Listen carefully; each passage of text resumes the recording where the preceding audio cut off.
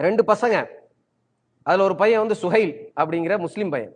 Race அந்த bike ஓட்டுறது இருக்கு பாருங்க, இன்னைக்கு எப்படி ஆயிடுச்சுன்னு சொன்னா மரணத்தை தேடி தேடி கூப்பிடக்கூடிய ஒண்ணா ஆயிடுச்சு. ஹை ஸ்பீட் பைக்ஸை வாங்குறாங்க.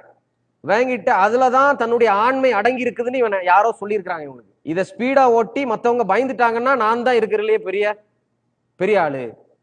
சுப்ஹானல்லாஹ், அந்த வயசும் அந்த உடல் இருக்கக்கூடிய உறுதியும் எதுக்கு செலவிடப்படணும் அப்படிங்கிற பேசிக்கான தர்பியத்து கூட நம்மளால கொடுக்க முடியாத ஒரு நிலை.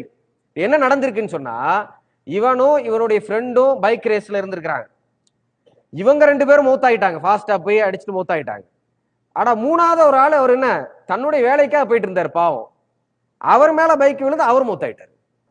என்ன சும்மா நடந்து போனாவே ஏத்தி நம்மளை கொண்டுறானுங்க. அந்த மாதிரியான ஒரு வாழ்க்கையில வாழ்ந்துட்டு இருக்கிறோம்.